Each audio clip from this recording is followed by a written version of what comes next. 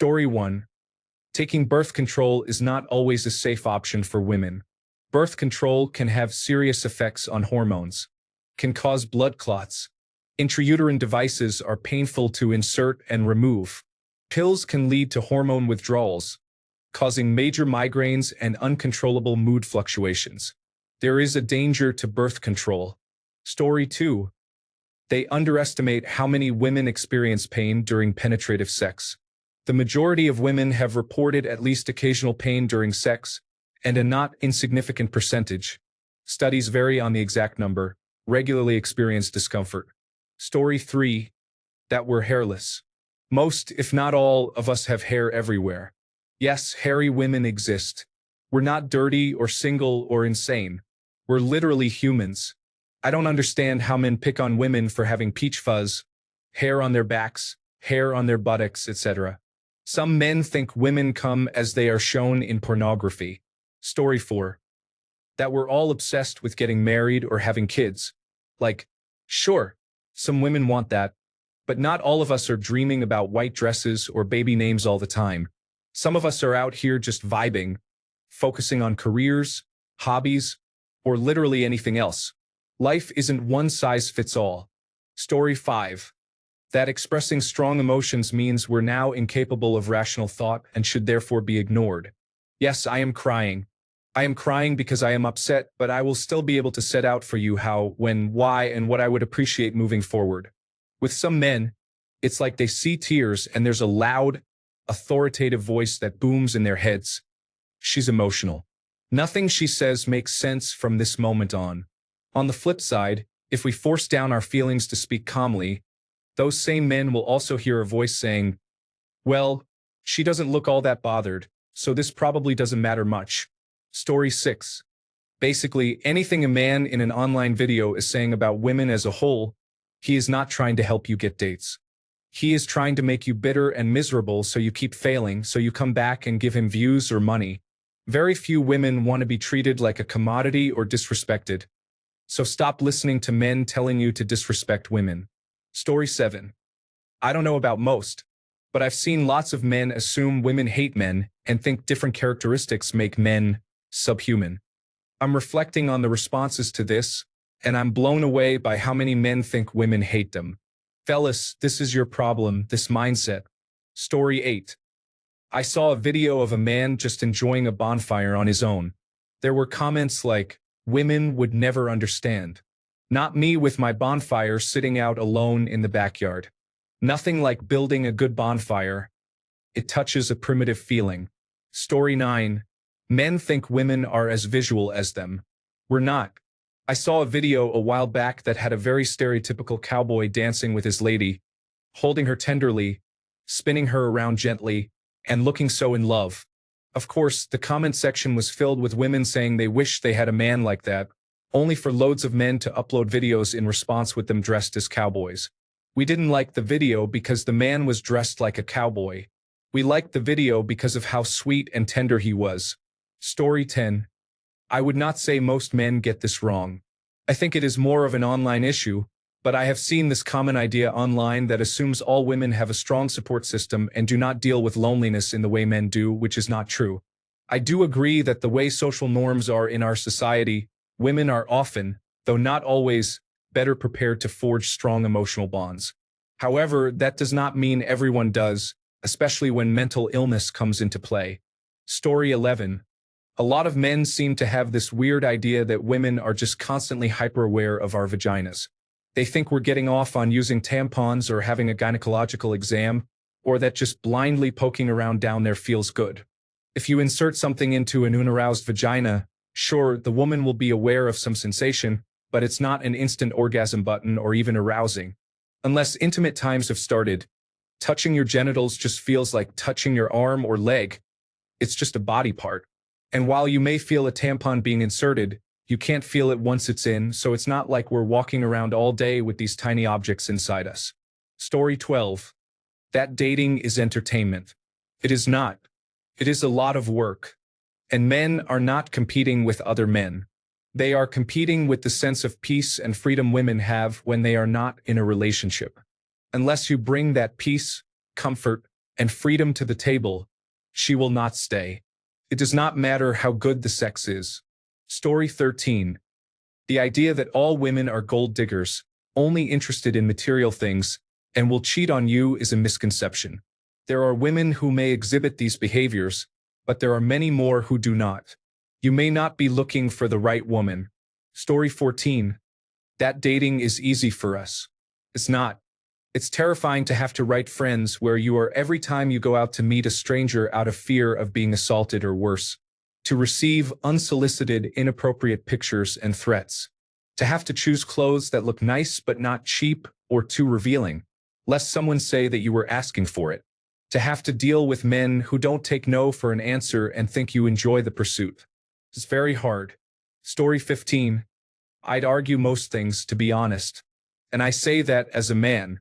Safety, autonomy, cost of healthcare and products, job prospects and expectations in various spaces, even just feeling comfortable in hobby spaces. A lot of men may be aware of the discrepancy between the genders for a lot of these things, but probably don't have any idea how wide it actually is. For those who are even aware of it, many will just not think about it in daily life and perpetuate issues to some extent, unless it's directly brought up to them. My personal favorite is a story about one company that had a female tech support and male tech support swap names for a week. She had way worse metrics and reviews than he did, but nothing appeared wrong in training or anything. When they swapped the names so that she had a male name and he had a female name in the chats, the reviews not only swapped initially but got worse for him over time because he grew so frustrated with how poorly the people he was doing support for were treating him and how many of them assumed he had no idea what he was doing solely because of the female name. Story 16. That women are not as sexual or as interested in sex as men are. Most women pretend to be more vanilla than they actually are in order to avoid judgment, especially in some cultures or countries, but rest assured we can be just as filthy-minded, if not worse, than men. Story 17. Pretty much any assumption that by nature of being specifically not male, we are intrinsically a particular way. We're just people. We have all the same exact feelings, impulses, struggles, and so on. Story 18. It isn't that all men are violent. It's that we cannot tell which men are violent and which men are not when we first meet them. And if they are, it's a little too late. The way you combat this is not by saying not all men to every woman who is scared and suspicious. It is by holding your fellow men accountable when they objectify and demean women.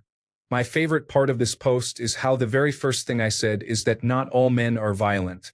And there's still a bunch of comments saying, you can't say all men are violent. Story 19.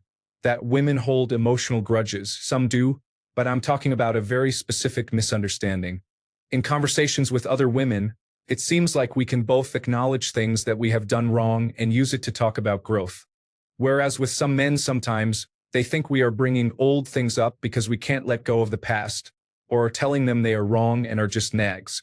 It's very interesting how differently men and women communicate. Also, actions don't exist in a vacuum. If I'm bringing something up, it's because it relates to the present somehow, not because I keep a list of everything you have done wrong and am waiting to spring on you. Story 20. One common assumption is that women are inherently less logical or too emotional to make sound decisions. This stereotype not only undermines women's capabilities, but also overlooks the fact that emotions play a critical role in decision-making for all humans, regardless of gender. It's worth noting that many men often label emotional responses as irrational, when, in reality, emotions can be valid and well-founded reactions to a situation. Women can balance logic and emotion just as effectively as men, and often emotions provide valuable insight into interpersonal dynamics or complex scenarios. Assuming someone is less logical simply because they show emotion is a flawed and oversimplified way of looking at human behavior. It's not about logic versus emotion, it's about understanding and valuing both perspectives. Story 21. As a man, I see many men who think it's women's job to fix us emotionally. Having a partner who supports you can be the help you need to help yourself, but it does not just happen. You have to do the inner work. A lot of men will also correctly say that when they've tried to be vulnerable with women, they're mocked for not being man enough. This is horrible and does happen and needs to stop, but too often these same men will not hold other men accountable for the same thing. They will say this about women while at the same time praising men like Andrew Tate, who promote the same kind of harmful ideas that keep men trapped. We've got to be better at being emotionally supportive to our brothers.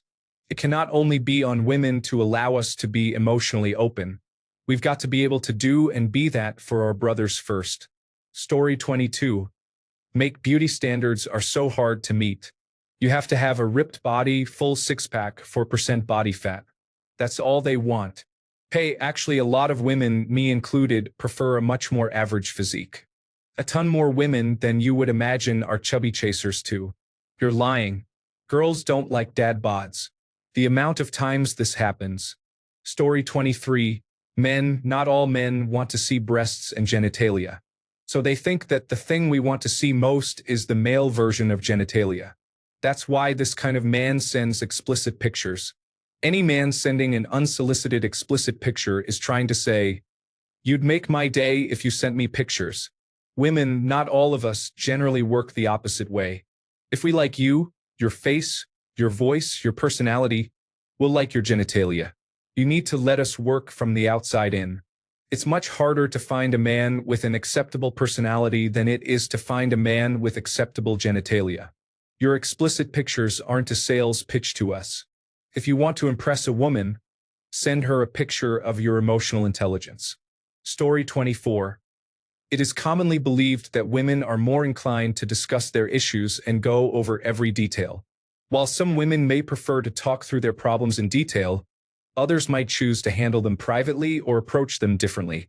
Not all women process things verbally, and at times, they may just need space or want to focus on finding practical solutions instead of engaging in lengthy discussions. Story 25. That women do talk to each other, and we will look at you differently if we learn that you are friends with someone who is abusive or unsafe. We are big on community. Also, if you are comfortable being friends with someone who would rape or hit someone, we would be foolish not to think about that when determining if you are safe to date, marry, or generally be around. Story 26. That constantly reminding women that men prefer women in their 20s is going to do anything but make women dislike men. I see it constantly on social media, and it's weird. Story 27. Incels, in particular, seem to think women are always making the most economical choice when dating. They think women will always go for the biggest, handsomest, richest man and that they will ignore negative traits to get to them. They think if they can tick the boxes, the woman they want will become attracted to them. Chemistry and attraction are so much more complicated than that. You could be Idris Elba or George Clooney levels of hot and rich, and there are still going to be women that just don't click with you no matter how much you want them. Story 28. That a well-developed dating strategy is worth more than genuineness. We are not blind. We can see when you have rehearsed phrases or moves. They have little meaning and are red flags. While a genuine stumbling upon your words when you find us beautiful is priceless. Story 29. When she comes fully waxed, lotioned up, in a matching bra and panty set, and they think they're clever for charming her into hooking up. Do you really think we go about our day-to-day lives like that? She came prepared. At that point, you didn't have sex with her. She had sex with you. Story 30. That women have it easy in the dating world. Many think that because many men at any given time will sleep with us, that means we have options, and that's just not the same at all. Like, oh yay, 20 men want to be with me. That makes me feel so much less alone. We too have standards and want compatibility, and it's extremely hard to find a good match. Then we have to weed through all the liars and manipulators that want to use us solely for our bodies, who are extremely good at that game, by the way. Oh, and then when you finally let your guard down and believe a man who lied perfectly to you for months, and finally have sex with him when he gets what he wants, then you're labeled negatively. Then you're left feeling like your worth is lower and also paranoid that the next man is also trying to use you. Story 31. Not every woman enjoys being orally pleasured. When we say, "I don't like it, don't do it," it's not an invitation to try and convince us otherwise or to proceed regardless. No means no. Story 32. A lot of men on Reddit think a ton of women go on dates for free drinks or free meals. I am sure there are women out there that do that, but for the most part, we can buy our own meals and are not going to waste our time going out with someone we are not interested in. Story 33. Is what we find attractive in a man just what they find attractive in a woman, but inverted? I see this come up in discussions about fan service for men versus women. Just because skimpy clothes are what a lot of guys like does not mean a guy in skimpy clothes will have the same appeal, and a guy running around in very little clothing would not register as something that was meant to appeal to me on its own if that's all there is. I can't really think of any guy offhand. I know they must be out there, but I don't come across them, with an online following of women where he just sits around and does stuff with his shirt off the way I can think of women who do this. But I can think of several guys in tight-fitting shirts with biker helmets who have never shown their face that just sit on their motorcycle and caress it the right way, and their comments are extremely suggestive.